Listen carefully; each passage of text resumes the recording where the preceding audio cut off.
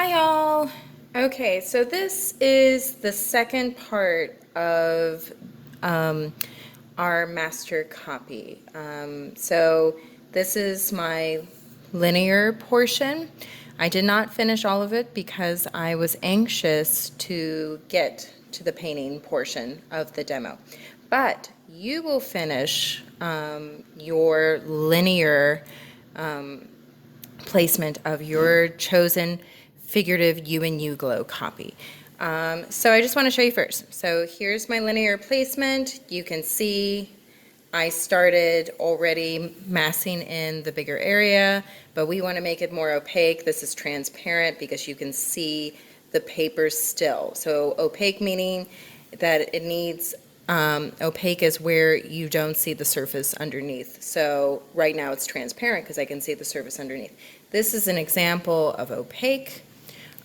So I have my 2 cups of water, one to make new color, and one to clean off your dirty brush before you make a new color. Make sure to have either a sheet of paper towel or some kind of cloth to dry off your brush. I have a paper palette. You don't have to use paper palette. You can use any palette, wooden, glass, etc. I tape down my palette, my paper palette, because it will shift.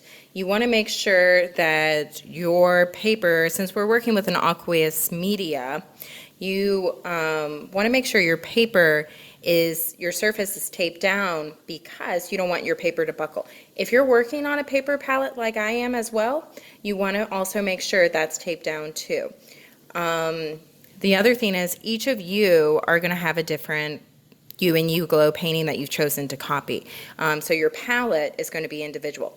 These are the colors that I put out for my You and You Glow copy, and see how they're bigger than pea size, but this is the size you want to stick to. See how they have a space in between, and see how they're lined up.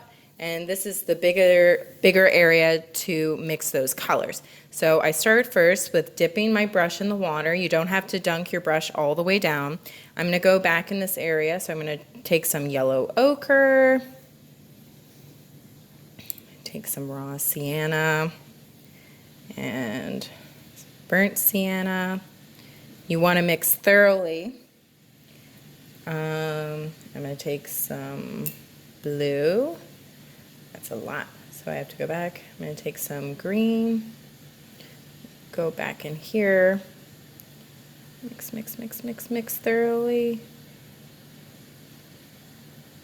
Go back in here. I'm going to take that color portion and I'm just going to,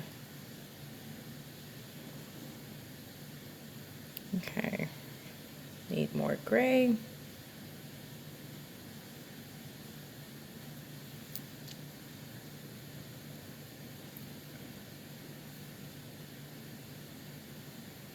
Need more of this color. And as you use most of your colors, you'll just put out new color. Let's see. Still not quite. You want to mix thoroughly. You don't want to leave any color left over. Let's see. And you want a big amount of paint like this. You don't want to see the palette paper underneath because it's going to be transparent when you apply it. It needs more of this. So squinting, blurring your vision and comparing your color mixture to what you see. I'm doing this small area right here. I think it needs a little more of these colors. Okay, that looks pretty good to me.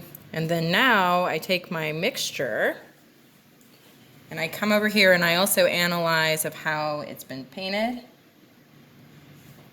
Oh, I'm gonna have to add more of yellow ochre to this. That's okay. So I'll go back and I'll add more. You want to look at the surface quality. Make sure not to leave any bits of paint like this where it's starting to look impasto. You want to keep it smooth because look at his painting. You can see the brush strokes, but they're not protruding. So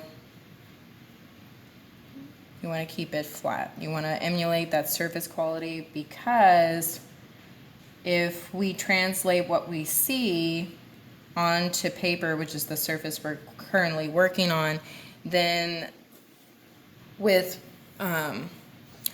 that perceptual accuracy, when you make your own paintings, you have these decisions, these artistic decisions that you can make. Like if you want to change the texture or if you want to change the color, you have the knowledge to do so, and also you can perceptually translate that. So that's what's nice about master copies, is that they're all encompassing.